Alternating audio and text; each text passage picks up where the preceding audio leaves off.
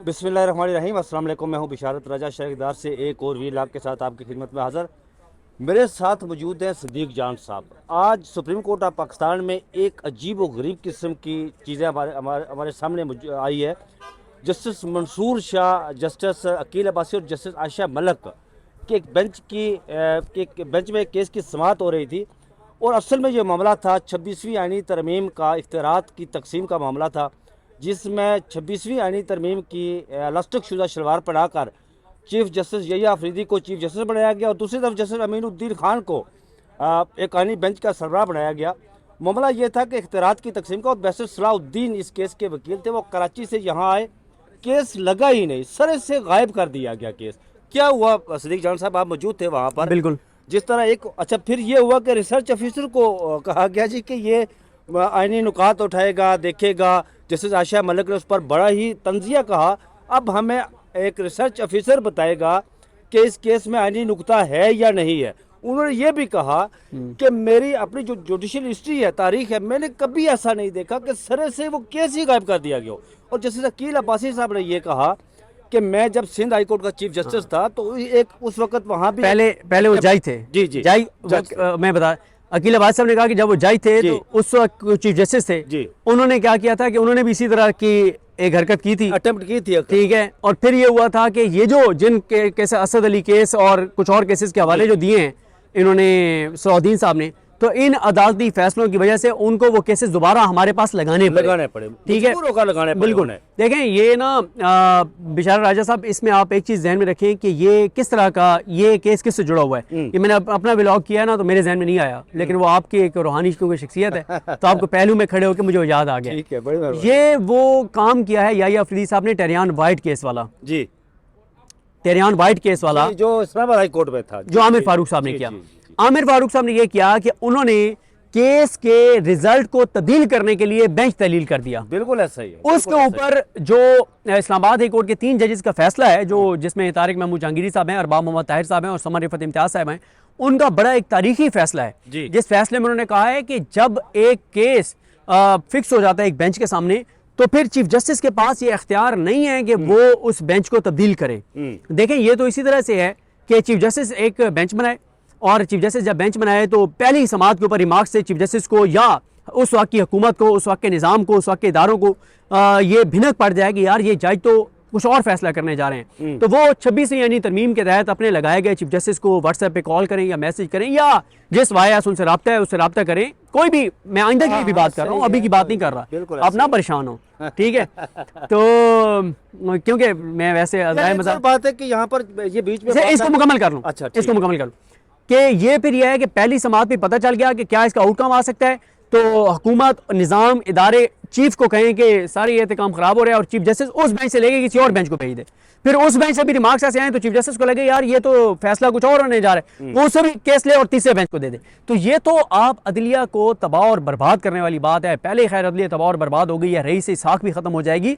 तो ये जो यहिया अफरीदी साहब ने किया है, जिस तरह से आज आपने देखा, देखें इसमें कोई इंटरेस्ट नहीं है मंसूर अली शाह साहब का जाती, इसमें कोई जाती इंटरेस्ट आयशा मलिक साहबा का नहीं है, इसमें कोई जाती इंटरेस्ट अकील अब्बासी साहब का नहीं है। मसला है उनके हलफ का, मसला है आइन का, मसला है कानून का, मसला है पाकिस्तान का। मतलब को थोड़ा सा तो खुदा खौफी होनी चाहिए कि आप यहिया अफरीदी साहब, आप चीफ जस्टिस पाकिस्तान हैं, आपने आवाम के लिए तो अब तक चीफ जस्टिस पाकिस्तान बन के कुछ नहीं किया। और आपने जो मीटिंग की एटीसी के जजेस के साथ, आपने कहा कि एटीसी के जजेस को कि आज़ादाना फैसले करो, उसके बाद से आप एक टाइमलाइन बना लें कि जो अमजद अली शाह हैं, जो एटीसी रावलपिंडी के जज हैं, जो जीएच के हमला केस सुन रहे हैं, और जो आपके मंजर अली गिल हैं जो 9 मई के केसेस सुन रहे हैं लाहौर में, कोर कमांडर हाउस वाला केस सुन रहे हैं, आप अगर इन 2 जजेस की टाइमलाइन उसके बाद उठा के देख लें, यहिया अफरीदी साहब के आने के बाद, ये काम तो सर काजी के दौर में भी नहीं हुआ था। आपके दोस्त थे काजी साहब, लेकिन दोस्त नहीं, आज देखिए वो सुना है। मैं यहाँ पर मैं जो बात कर रहा था कि जस्टिस अमीनुद्दीन जिन्हें वो 26वीं आईनी तरमीम की वो शलवार पहनाकर आईनी बेंच का सरबराह बनाया गया, वो स्याह तरमीम जो रात को मंजूर हुई थी, उनके मुझे पता ये चला कि जस्टिस साबिक चीफ जस्टिस काजी फायज ईसा साहब आजकल वहाँ पर जजेस कॉलोनी में आ रहे हैं और जस्टिस अमीनुद्दीन खान के घर के बाहर कोई 4-5 ढाले भी होते हैं आजकल। वो ढाले क्या उन्हें कोई खतरा है? आईनी बेंच के सरबराह हैं, इतने हाई प्रोफाइल केसेस सुन रहे हैं तो सिक्योरिटी का इशू हो सकता है। और फिर ये बताइए या ये हो सकता है अगर काजी साहब उनको मिलने आए हैं तो काजी साहब के साथ तो इस वक्त बहुत ज़्यादा सिक्योरिटी होगी डेफिनेटली। काजी साहब के पास साथ तो इस वक्त जो पाकिस्तान की यानी सबसे हसास तरीन ओहदों की जो शख्सियात हैं, जितने उनको थ्रेट होंगे उससे ज़्यादा काजी फाइज ईसा साहब को मतलब सिक्योर किया जा रहा होगा। तो काजी साहब के साथ हो सकता है वो डाले काजी साहब के साथ हों, और वो जब अमीनुद्दीन खान साहब के घर आते हों मिलने उनसे चाय पीने, तो फिर हो सकता है वो डाले इसलिए खड़े हों। और देखें काजी साहब ने वो किसी ने आई थिंक समीना पाशा साहब ने ट्वीट किया था बड़ा खूबसूरत कि काजी साहब जब आईनी बेंच बना ना, उन्होंने कहा कि काजी साहब आप वर्क फ्रॉम होम करेंगे, ठीक है। और फिर इसी तरह से किसी ने कहा कि इस पूरे बेंच में जब उन्होंने कहा कि सबसे ज़्यादा जो है ना वो काम बढ़ गया है मोहम्मद अली मज़हर साहब का, क्योंकि जो अमीनुद्दीन खान साहब की साइड है इस वक्त उनके रिमार्क्स क्योंकि उसी तरफ हैं, तो अमीनुद्दीन खान साहब की जो साइड है उधर से फैसले अगर किसी को लिखने पड़ जाएं उनमें से, तो उसमें आपको पता है कि मोहम्मद अली मज़हर जो है उनके पास सलाहियत है। और दूसरी तरफ इंडिपेंडेंट जो अपनी जजमेंट लिखेंगे वो जाहिर है हसन अजहर रिजवी साहब लिखेंगे। पता चला जस्टिस मोहम्मद अली मज़हर साहब, ये फंड है इसकी दाद देनी चाहिए, वो ढोलकी बड़ी अच्छी बजाते हैं और गायकी भी बड़ी अच्छी करते हैं। उनके घर में जजेस कॉलोनी में जब वो दोस्त उनके पास जाते हैं तो फिर वो शुगल के तौर पर ढोलकी भी बजाते हैं और गायकी भी करते हैं। ये उनका एक पर्सनल चले वो एक है, दाद है, फंड है, उसको दाद देनी चाहिए।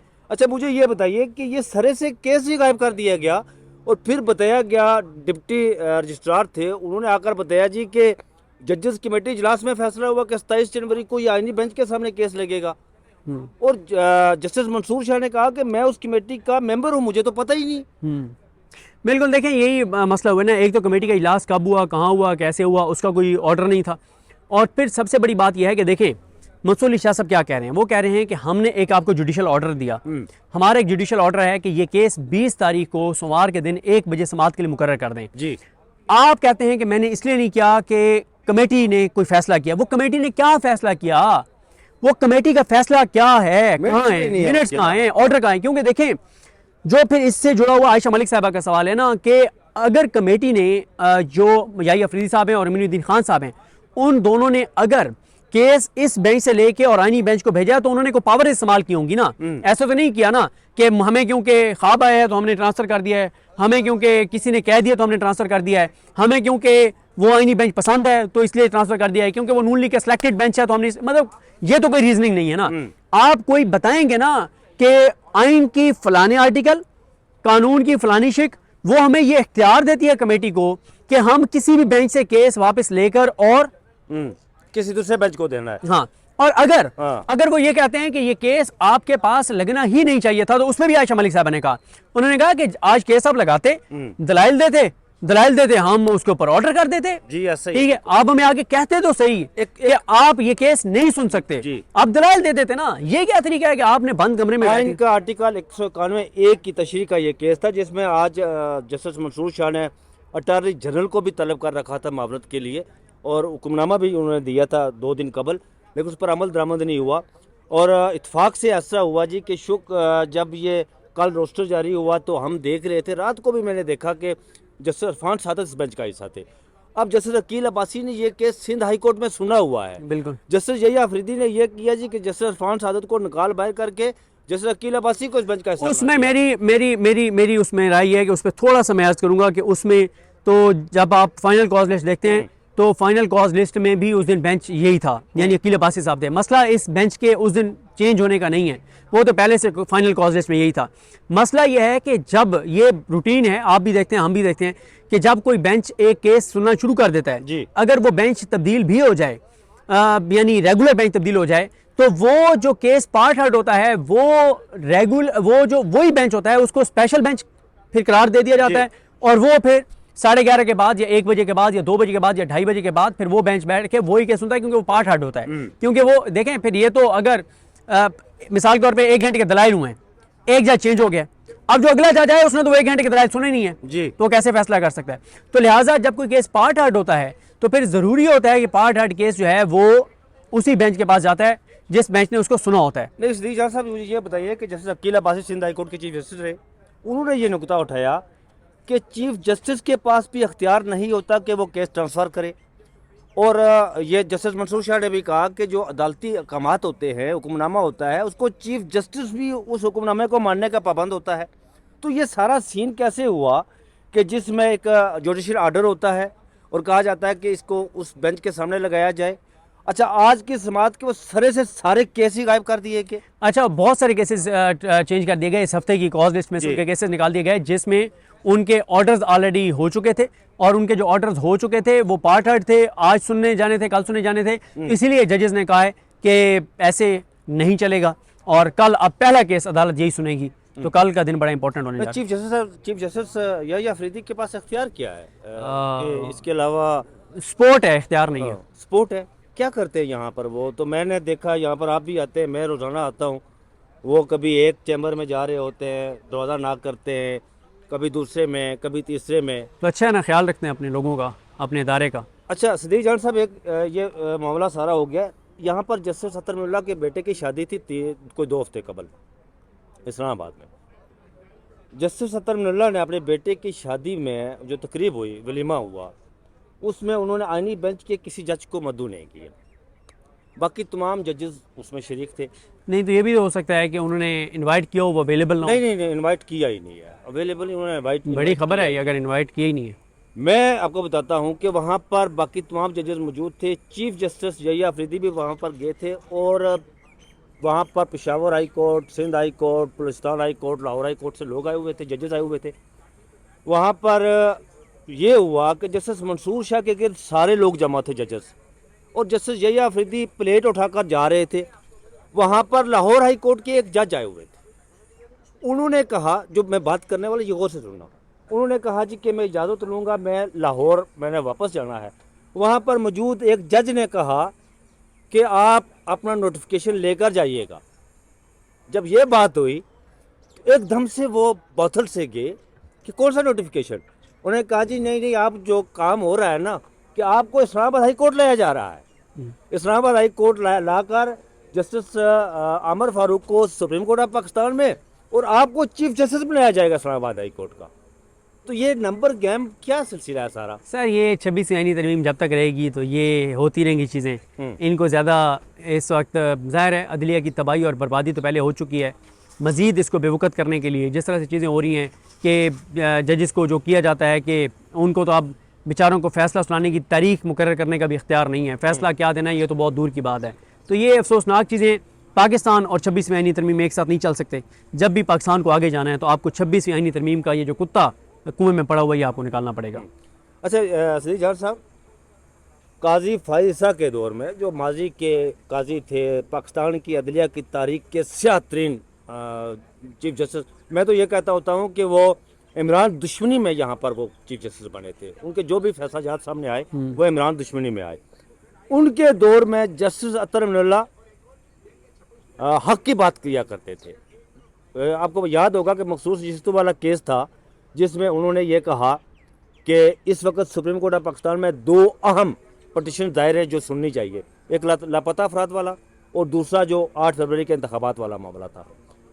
और आज जो चीफ जस्टिस यही अफरीदी बने हैं चीफ जस्टिस, उसके बाद आप क्या समझते हैं कि जस्टिस मंसूर शाह, जस्टिस आशा मलिक, जस्टिस अतर मुल्ला, जस्टिस अकील अब्बासी, ये सारे लोग हल्फ के साथ खड़े हैं, उसी तरह की बात कर रहे हैं।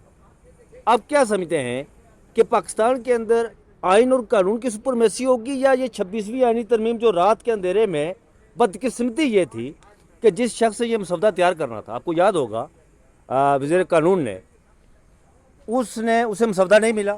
जिस दिन पेश करना था उसने पार्लियामेंट में आकर ये कहा जी कि मुबारक हो जी, मुझे मसौदा मिल गया है। बिल्कुल ऐसे ही है ना, मसौदा तैयार, और बड़ी डटाई और बेशर्मी के साथ उसने ये कहा। बिल्कुल ऐसी है। आप क्या समझते हैं कि ये पाकिस्तान में आइन और मोबाइल उधर पड़ा हुआ है, आइन और कानून की सुपरमेसी होगी या फिर इसी तरह ये सिलसिला चलेगा? देखें अभी ऐसे चलेगा, ज़ाहिर है जब तक याही अफरीदी साहब, देखें ना वो 26वीं आईनी तरमीम के बेनिफिशरी हैं याही अफरीदी साहब, तो याही अफरीदी साहब क्यों ये चाहेंगे कि ये 26वीं आईनी तरमीम ख़त्म हो? अमीनुद्दीन खान साहब क्यों चाहेंगे कि 26वीं आईनी तरमीम ख़त्म हो?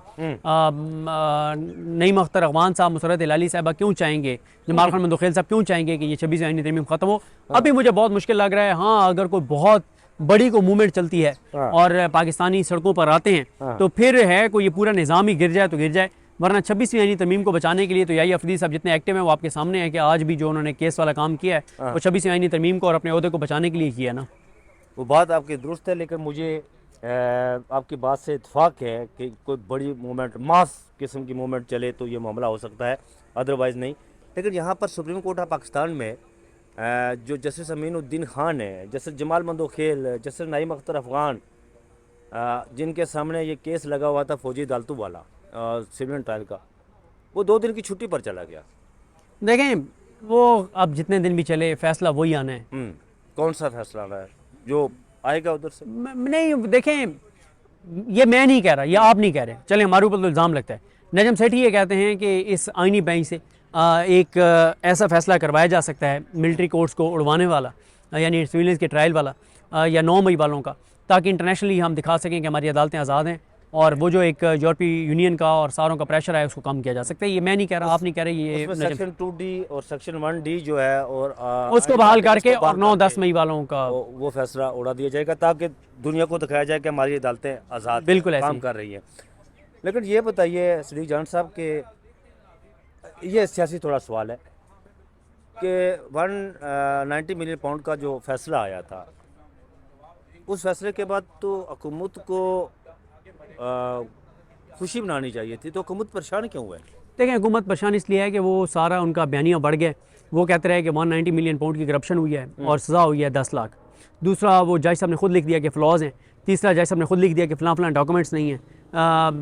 उसके अलावा जो CFO हैं उनका वो स्टेटमेंट रिकॉर्ड हो गया है जजमेंट में कि उनको कोई किसी तरह के इमरान खान और बुशरा बीबी को बेनिफिट नहीं हुआ, इसलिए हुकूमत जो है वो परेशान है। Chief financial officer. हाँ। और फिर जो बरतानिया में NCA, हाँ वो आप जो डॉक्यूमेंट सामने 2 डॉक्यूमेंट सामने आए, कुछ बिल्कुल ऐसे अहमद नूरानी साहब ने और हमारे दोस्त सोहेल रशीद साहब ने तो नवंबर 2023 में इस पर काम किया था। बिल्कुल ऐसे ही है। और आपने अपने व्लॉग में कहा था कि मैं तो कहता हूँ कि इसका हाशिर जो है वो काजी फाइसा के साथ होगा, तारीख के कूड़ेदान में ये केस जाएगा, इस्लामाबाद हाई कोर्ट में आएगा। तो बहुत शुक्रिया सिद्दीक जान साहब, आपने मुझे वक्त दिया है, मैंने आपसे रिक्वेस्ट की। नहीं आप हुक्म किया करें। हुक्म नहीं, तो सिद्दीक जान साहब ने आपको सारी डिटेल से आगाह किया है। मुझे दीजिए इजाज़त, अपना बहुत सारा ख्याल रखिएगा। अल्लाह हाफ़िज़। बिस्मिल्लाहिर्रहमानिर्रहीम। अस्सलाम वालेकुम। आज 20 जनवरी है और दिन है सोमवार का। सुप्रीम कोर्ट ऑफ पाकिस्तान से एक बहुत बड़ी खबर सामने आई है। कमरे अदालत में क्या हुआ, मुकम्मल अहवाल आपके सामने रखेंगे। ये तो अंदाजा था कि आज कुछ बड़ा होगा, यही वजह है कि हम 9:30 बजे कमरे अदालत में मौजूद थे कि जैसे ही जजेस आएंगे तो कोई बड़ी चीज़ होगी। लेकिन और ये भी अंदाजा था कि कुछ ना कुछ तो अमीनुद्दीन खान साहब और याहिया अफरीदी साहब ने कर दिया होगा, लेकिन ये किसी के वहमो गुमान में नहीं था कि जस्टिस याहिया अफरीदी साहब इस हद तक चले जाएंगे जिस हद तक जस्टिस याहिया अफरीदी साहब इस निज़ाम को बचाने के हवाले से, 26वीं आईनी तरमीम को बचाने के हवाले से चले गए हुए हैं। मामला क्या है? मामला ये है कि केस टेकअप होता है कस्टम एक्ट के हवाले से, 3 रुकनी बेंच उसको सुनता है, जिस बेंच में मंसूर अली शाह साहब थे। मंसूर अली शाह साहब के साथ जस्टिस आयशा मलिक साहबा थी और इरफान सादात खान साहब थे। जब इनके सामने वो केस लगता है तो जो दरखास्त गुजार वकील हैं वो आकर कहते हैं कि जनाब आप ये केस नहीं सुन सकते क्योंकि ये आईनी बेंच के पास जाना चाहिए, तो आपके पास ये केस सुनने का इख्तियार नहीं है। जो रिस्पोंडेंट के वकील हैं बैरिस्टर सलाहुद्दीन, उनसे सवाल करते हैं जजेस कि आप बताएं हम ये सुन सकते हैं नहीं सुन सकते, तो उन्होंने कहा कि आप सुन सकते हैं।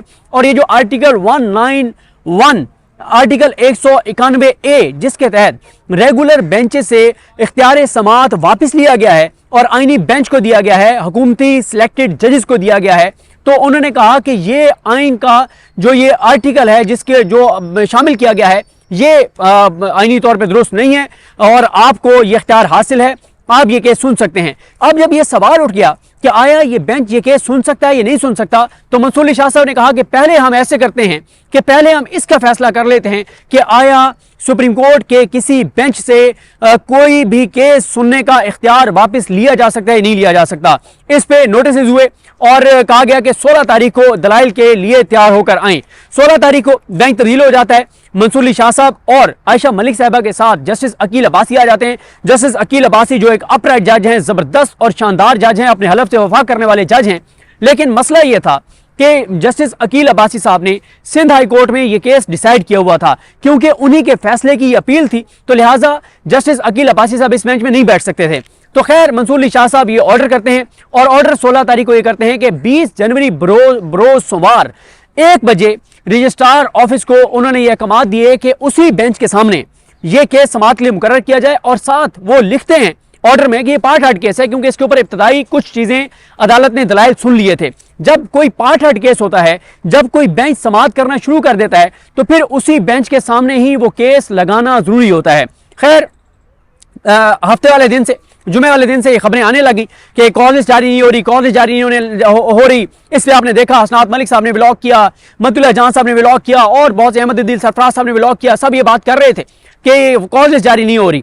अच्छा, ये भी होता है, अक्सर हमने ये देखा है, अपनी जो मुख्तसर हमारा कोर्ट रिपोर्टिंग का एक्सपीरियंस है कि कई बार सुबह सुबह भी जो सप्लीमेंट्री कॉज लिस्ट है वो जारी हो जाती है। लेकिन जब कल रात तक सप्लीमेंट्री लिस्ट जारी नहीं हुई, तो ये तो अंदाजा था कि आज कुछ बड़ा होगा। लिहाजा हम कमरा अदालत में 9:30 बजे पहुंचे, और बेंच जो है वो 9:36 पर तीनों जजेस कमरा अदालत में दाखिल हुए, आकर बैठे। मंसूर अली शाह साहब, उनके लेफ्ट साइड पे जस्टिस आयशा मलिक साहबा, और राइट साइड पे जस्टिस अकील अब्बासी साहब मौजूद थे।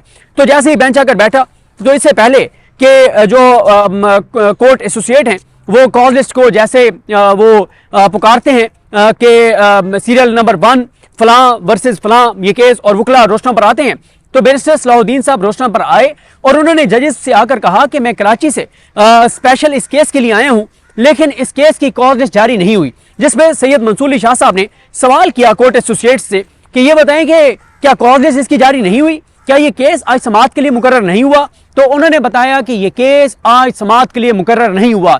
इस पे मंसूर अली शाह साहब ने और आयशा मलिक साहबा ने कहा कि एडिशनल रजिस्ट्रार जुडिशल नजर अब्बास, उनको उन्होंने तलब किया कि वो आकर हमें बताएं कि क्यों नहीं ये केस समाअत के लिए मुकर्रर किया गया, और अगर वो नहीं है तो फिर जुल्फकार साहब जो हैं, शायद वो फिक्सेशन ब्रांच के हैं, वो आकर बताएं कि केस समाअत के लिए क्यों मुकर्रर नहीं किया गया। तो हुआ क्या कि कुछ ही देर बाद जुल्फकार साहब आते हैं और आकर अदालत को बताते हैं कि आपने 16 तारीख को जब ये ऑर्डर किया कि ये केस 20 तारीख को सोमवार के दिन 1 बजे उन्हीं 3 जजेस के सामने, यानी मंसूर अली शाह साहब, आयशा मलिक साहबा और इरफान सादात खान साहब के सामने लगाया जाए, तो उसके बाद प्रैक्टिस एंड प्रोसीजर कमेटी का इजलास हुआ है, जिसमें 2-1 से यह फैसला किया गया है कि यह केस अब आप नहीं बल्कि आईनी बेंच सुनेगा और हुकूमती सिलेक्टेड जजेस सुनेंगे। तो मंसूर अली शाह साहब ने कहा कि मैं खुद कमेटी का मेंबर हूं प्रैक्टिस एंड प्रोसीजर का, मुझे तो पता ही नहीं है कि कमेटी का इजलास हुआ है। अच्छा, मंसूर अली शाह साहब ने कहा कि आप ऐसे कीजिए कि आप जरा रिटर्न ऑर्डर ले आइए, जो कमेटी का ऑर्डर है, जो कमेटी ने फैसला दिया है, ऑर्डर किया है, वो ऑर्डर आप ले आइए कि जिसमें कमेटी ने कहा है कि आप ये केस जो है वो इस रेगुलर बेंच से हटाकर और निकालकर इनसे वापस लेकर और आप आईनी बेंच के पास भेज दें। वो जाते हैं, जुल्फकार साहब एक भारी भरकम फाइल लेकर आते हैं। और इससे पहले एक चीज और आपको निशानदेही कर दूं, बहुत से और केसेस जो इस हफ्ते इस बेंच के सामने मुकर्रर थे, वो केसेस भी इस बेंच से वापस ले लिए गए। जब वो भारी भरकम फाइल लेकर वापस आते हैं, इस दौरान बेंच उठ के चला जाता है, बेंच दोबारा आता है, वो कमरे अदालत में मौजूद होते हैं और वो जजेस उनको, वो रोशना पे नहीं, जजेस के पास ऊपर जहां पे जजेस बैठे होते हैं, आपने सुप्रीम कोर्ट में देखा होगा लाइव प्रोसीडिंग में, वहां पे जाते हैं, मंसूर अली शाह साहब के सामने फाइल रखते हैं। मंसूर अली शाह साहब फाइल देखते हैं और कहते हैं कि कमेटी ने जो फैसला किया है उस फैसले का रिटर्न ऑर्डर कहां है, उसके मिनट्स कहां पर हैं? तो वो कहते हैं कि जी मिनट्स तो अभी जारी नहीं हुए। उन्होंने कहा कि ये बताएं आप ये क्या कह रहे हैं कि मिनट्स जारी नहीं हुए, रिटर्न ऑर्डर आपके पास है नहीं, तो फिर कैसे आप लोगों ने ये किया कि आपने वो केस समाअत के लिए मुकर्रर नहीं किया? मंसूर अली शाह साहब ने यह भी कहा कि हाँ, ये तो हो सकता है चलें कि आप कहें कि कमेटी ने 2-1 से, यानी मैं नहीं था, 2 जजेस ने बैठ के, याहिया अफरीदी साहब ने और उनके साथ अमीनुद्दीन खान साहब ने बैठ के बेंच तब्दील कर दिया, ये तो चलें एक लम्हे के लिए हम आपकी बात मान लेते हैं, लेकिन आज उसको समाअत के लिए मुकर्रर करना जरूरी था। यह कैसे हो सकता है कि एक जुडिशियल ऑर्डर हो और उस जुडिशियल ऑर्डर को एडमिनिस्ट्रेटिव ऑर्डर के जरिए चेंज कर दिया जाए? यह तो मुमकिन नहीं है। आयशा मलिक साहबा ने कहा, उन्होंने कहा कि जुडिशियल ऑर्डर को चेंज करने का इख्तियार चीफ जस्टिस पाकिस्तान के पास भी नहीं है, उस कमेटी के पास भी नहीं है। जब एक जुडिशियल ऑर्डर हो गया था, और ना सिर्फ इस केस में बल्कि बहुत से और केसेस जिनमें हमने तारीखें दे रखी थी, वो भी केसेस हमसे वापस ले लिए गए हैं। वो कैसे केसेस हमसे वापस लिए गए हैं? इस दौरान एक पेपर जो है वो देते हैं आयशा मलिक साहबा को, जो जुल्फकार साहब हैं, वो उस पे आयशा मलिक साहबा और बरहम हो जाती हैं जब वो पेपर पढ़ती हैं और उस पेपर को पढ़कर कहती हैं कि अब ये फैसला एक रिसर्च ऑफिसर करेगा कि हमने कौन सा केस सुनना है और कौन सा केस नहीं सुनना। उस पे आयशा मलिक साहबा ने ये इंकशाफ किया वो पेपर पढ़ने के बाद कि जितने केसेस इस बेंच के सामने थे वो सारे केसेस तकरीबन, जिसमें लेबर के भी थे, टैक्स के भी थे, बहुत से केसेस जो हैं वो भेज दिए गए हैं एक रिसर्च ऑफिसर को। और उस रिसर्च ऑफिसर को याह्या अफरीदी साहब और अमीनुद्दीन खान साहब माशाल्लाह माशाल्लाह एक 26वीं आईनी तरमीम के नतीजे में चीफ जस्टिस पाकिस्तान लग गए हैं और एक मोहतरम जो है वो आईनी बेंच के सरबराह बन गए हैं। और इन दोनों 26वीं आईनी तरमीम के बेनिफिशरीज ने बैठ के और फैसला यह किया कि justice Syed Mansoor Ali Shah, justice Ayesha Malik, justice Aqeel Abbasi जो सुप्रीम कोर्ट के, यानी अगर आप इस वक्त देखें कि जो वो जजेस जो अपने हलफ से वफा करने वाले हैं, जो लायक जजेस हैं, जो काबिल जजेस हैं, जिनको आइन के ऊपर, कानून के ऊपर महारत हासिल है, जिनके फैसले इंटरनेशनली कोर्ट होते हैं, जिनके फैसलों के ऊपर, जिनके फैसलों की पूरी दुनिया में आप उनको हवाले दे सकते हैं, उनके उन 3 जजेस ने कौन सा केस सुनना है या नहीं सुनना, यह सुप्रीम कोर्ट का एक रिसर्च ऑफिसर फैसला करेगा। और ये कहा किसने? ये कहा याह्या अफरीदी साहब ने और मोहतरम अमीनुद्दीन खान साहब ने। वो अमीनुद्दीन खान साहब जिनको 3 माह होने वाले हैं आईनी बेंच में, आज तक एक भी रिपोर्टेड जजमेंट नहीं है उनकी, एक भी रिपोर्टेड जजमेंट नहीं है। ये है आईनी बेंच जिसमें माशाल्लाह 6-7 जजेस जो हैं वो हुकूमती सिलेक्टेड जजेस जो हैं वो बैठे हुए हैं। अच्छा, इस पे काफी वहां पे चीजें होती हैं और इसमें अकील अब्बासी साहब ने कहा, उन्होंने कहा कि ये बताएं कि तहरीरी ऑर्डर था हमारा और हमारे तहरीरी ऑर्डर के बावजूद ये केस समाअत के लिए मुकर्रर नहीं किया गया। आपको किसने कहा था कि आप तहरीरी ऑर्डर हमारे के बावजूद केस समाअत के लिए मुकर्रर ना करें? और आयशा मलिक साहबा ने कहा कि वेरी स्ट्रेंज, कि मतलब ये किस तरह से चीजें हो रही हैं। उन्होंने कहा कि मैंने आज तक, जब से मैं जज बनी हूं, आज तक मैंने ऐसी चीज नहीं देखी जो आज ये किया गया है। और उसके बाद मंसूर अली शाह साहब ने मंसूर अली शाह साहब ने ये बात कही, उन्होंने कहा कि देखें, जब आपके पास एक रिटन ऑर्डर नहीं है और आपके पास एक रिटन ऑर्डर नहीं है तो आपने रिटन ऑर्डर ना होने के बावजूद आप कैसे ही कर सकते हैं कि आप केस जो है वो समाअत के लिए मुकर्रर ना करें? ये बताएं कि आपके पास जुडिशियल ऑर्डर तो था ना हमारा? उन्होंने कहा था। उन्होंने कहा हमारे जुडिशियल ऑर्डर के बाद जो आप कह रहे हैं कि कमेटी ने कोई फैसला किया है, वो तो आपके पास फैसला तहरीरी तौर पर है ही नहीं, ना उसके मिनट्स हैं ना उसका ऑर्डर है। तो जब उसके मिनट्स और उसका ऑर्डर नहीं है तो फिर आप ये कैसे कर सकते थे कि आप ये केस समाअत के लिए मुकर्रर ना करें? जजेस के सवालात का कोई जवाब नहीं था। जजेस ने आपस में एक दूसरे से मुशावरत की और एक दूसरे से मुशावरत करने के बाद यह फैसला किया गया कि जो एडिशनल रजिस्ट्रार जुडिशल हैं उनके खिलाफ तौहीन अदालत की कार्रवाई की जाएगी, उनको शोकॉज नोटिस जारी किया गया है और कल पहला केस ये सुना जाएगा। ये कहना था सैयद मंसूर अली शाह साहब का, बेंच का ये फैसला है कि कल सुबह पहला जो केस है वो यही केस जो है वो टेकअप किया जाएगा। इस हवाले से जस्टिस आयशा मलिक साहब ने सवाल किया, उन्होंने कहा कि ये बताएं कि ये जो हमसे केस लेकर और ट्रांसफर कर दिया गया है आईनी बेंच को, ये जो ट्रांसफर की पावर्स इस्तेमाल की हैं इस कमेटी ने, वो पावर्स उनको कहां दी गई हैं? कानून में ये पावर्स कहां पर हैं? आइन में ये पावर कहां पर हैं? वो हमें वो पावर्स दिखाइए जिन पावर्स के तहत, जिस इख्तियार के तहत इस कमेटी के 2 मेंबर्स ने, याह्या अफरीदी ने और अमीनुद्दीन खान ने, ये केस जुडिशियल ऑर्डर के बावजूद ट्रांसफर कर दिया है आईनी बेंच को। हमें वो पावर्स दिखाइए। उसके बाद उन्होंने जब पूछा सलाउद्दीन साहब से, तो सलाउद्दीन साहब ने कहा कि मलिक असद अली जो केस है उसमें उन्होंने कहा कि इंतजामी जो ऑर्डर है उसके बारे में क्लियर है कि जुडिशियल ऑर्डर को कलअदम नहीं किया जा सकता, खत्म नहीं किया जा सकता, गैर मौसर नहीं किया जा सकता एक एडमिनिस्ट्रेटिव ऑर्डर के जरिए।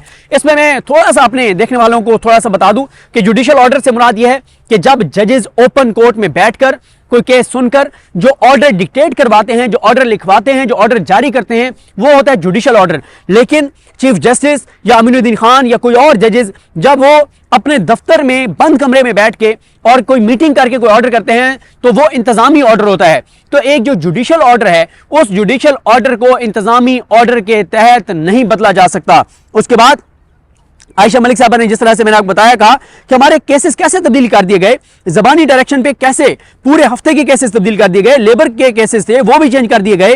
तो ये बताएं कि ये कैसे हो गया है। और फिर अकील अब्बासी साहब ने पूछा कि ये कौन इस सब का जिम्मेदार है और किसने ये केस जो है वो समाअत के लिए मुकर्रर करना था। ये जस्टिस अकील अब्बासी साहब ने कहा। मंसूर अली शाह साहब एक ही नुक्ते पे बार बार कहते रहे कि जब हमारा जुडिशियल ऑर्डर था तो हमारे जुडिशियल ऑर्डर को ज़बानी जो हिदायत के जरिए जुडिशियल ऑर्डर को कैसे चेंज किया जा सकता है। और फिर उन्होंने अकील अब्बासी साहब ने उन्होंने कह दिया शुरू में कि हम इस पर शो कॉज नोटिस जारी करेंगे, और साथ ही जब हवाला दिया असद अली केस का बैरिस्टर सलाउद्दीन साहब ने तो उसकी साइटेशन पूछी अकील अब्बासी साहब ने, उन्होंने कहा इसकी साइटेशन बताइए। और इस पे जो फोकस था आयशा मलिक साहबा का वो यही था कि एक रिसर्चर कैसे फैसला कर सकता है कि हमने कौन सा केस हमने सुनना है कौन सा नहीं सुनना। कमेटी के पास कोई ऐसा इख्तियार नहीं कि वो बेंच तब्दील कर सके। और उन्होंने कहा कि मैंने इख्तलाफ किया था वो जो केस था practice and procedure Raja Aamir case उसमें, और उस वक्त भी उन्होंने कहा कि जो बातें मैंने लिखी थी आज वो बातें दुरुस्त साबित हो रही हैं। और उसके बाद उन्होंने कहा मंसूर अली शाह साहब ने कि ये एक बहुत संगीन मसला है, ये बहुत एक संजीदा मसला है। उन्होंने फिर उसके बाद एक ऑर्डर लिखवाया और ऑर्डर में उन्होंने लिखवाते हुए उन्होंने ये सारी बात लिखवाई कि जब हमने एडिशनल रजिस्ट्रार को बुलाया वो अवेलेबल नहीं थे, जुल्फकार साहब आए, उनके पास कोई रिटर्न ऑर्डर नहीं है